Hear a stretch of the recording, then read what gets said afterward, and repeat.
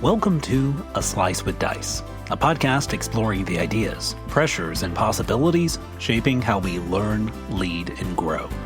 I'm Alderdice. For over 20 years, my work has lived at the intersection of gifted education, leadership development, and school culture, supporting students as they find their strengths, educators as they stretch their thinking, and schools as they build pathways that expand opportunity. Ready to dive in? Here's this week's Slice. For as long as I've worked in education, I've watched families, understandably, fixate on where a student goes to school. Rankings matter. Admissions rates matter. Brand names matter. We speak in shorthand about top institutions as if proximity to prestige carries an almost automatic guarantee of future success.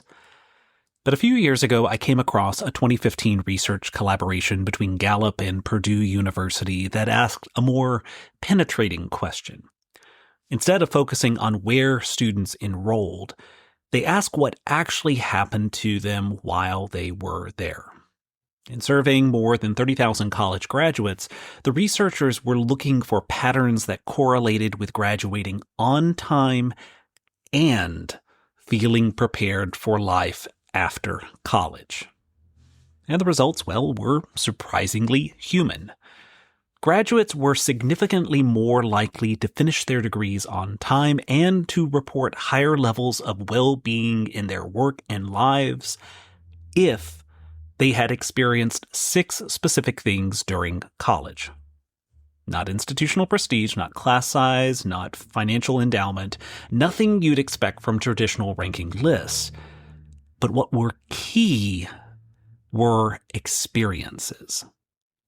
They were more likely to succeed if at least one professor made them excited about learning, if they felt that professors cared about them as people, if they had a mentor who encouraged their goals and dreams, if they worked on a project that lasted a semester or more, something that required sustained effort and depth, if they had an internship or a job that allowed them to apply classroom learning in the real world, and if they were deeply engaged in extracurricular activities.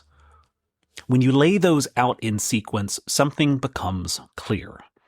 None of these are flashy differentiators. They are actually relational and experiential conditions. They describe environments where students are known, challenged meaningfully, connected to purpose, and integrated into community. And here's what strikes me the most. These findings really aren't about college. They're about human development. And though the research looks specifically at undergraduates, I believe there's lessons here for high schools and secondary educators to also absorb. Adolescence, in particular, is a period defined by identity formation. Teenagers are asking themselves, sometimes silently, who am I? What am I good at? Where do I belong? Their sensitivity to belonging cues is heightened. They are acutely aware of whether adults see them, whether their effort matters, whether they fit into the social fabric of a community. So when we look at the Gallup findings through that developmental lens, the implications widen. A teacher who sparks excitement about learning isn't just delivering content effectively. That teacher is shaping intellectual identity. An adult who cares about a student as a person isn't simply being kind. They are stabilizing that student's sense of worth in a high-pressure environment. A mentor who encourages goals is helping a young person imagine a future self. The long-term project, the one that lasts a semester or more, signals that depth matters more than speed. The internship signals that relevance matters more than abstraction. And deep extracurricular involvement signals that students are more than transcripts. They are members of a tribe. So taken together, these 6 experiences describe what we might call the architecture of belonging. And belonging, I would argue, is not a soft outcome. It's structural. When students feel known by adults, they are more likely to persist through challenge. When they feel intellectually energized, they are more likely to engage deeply. When they see a connection between present effort and future possibility, they are more likely to endure short-term discomfort. And when they find meaningful peer communities, they anchor themselves socially in ways that buffer stress. This is especially relevant in high-achieving environments where the gravitational pull of performance metrics can be strong. We measure GPAs, we track course loads, we celebrate college admissions lists. Those metrics, yes, they have their place, but they do not by themselves produce the conditions described in the Gallup research. Rigor without relationship becomes brittle. Achievement without purpose becomes exhausting.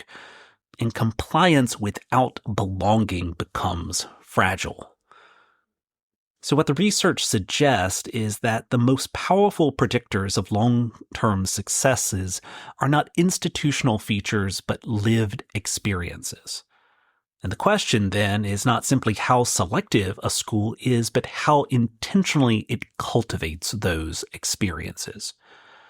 Can every student identify an adult who genuinely knows them? Can they point to something that they are building over time, not just completing for a grade? Can they articulate how their learning connects to the world beyond school walls? Do they have a community within the larger community, a team, an ensemble, a club where they feel at home? If the answer to those questions is uneven, then belonging will be uneven. And if belonging is uneven, so too will be persistence. So what I appreciate about the Gallup Purdue findings is that they recenter the conversation. They remind us that success is not primarily a function of exclusivity, it is a function of design. Schools that produce durable, thriving are schools that design intentionally for mentorship, depth, relevance, and engagement. And that insight should matter to schools of choice, specialized programs, independent schools, and comprehensive community schools alike. It reframes the goal from attracting high performers to cultivating human development. And perhaps the most important takeaway from this research is not that 6 experiences predict graduating on time.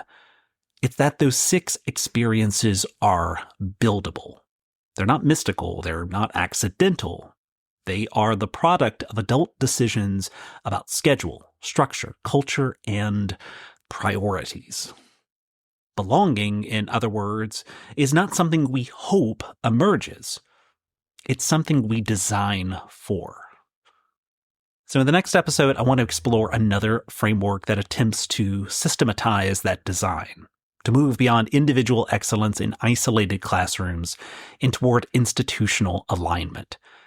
Because if these experiences truly matter, then the question becomes less about inspiration and more about architecture. If success is built through belonging, then belonging deserves intentional construction. A Slice with Dice is a production of Alderdice. Thanks for making time to reflect with me. If you're finding value in these episodes, I hope you'll subscribe and help spread the word. Until next time, lead boldly, listen closely, and keep pushing forward. I'll see you then.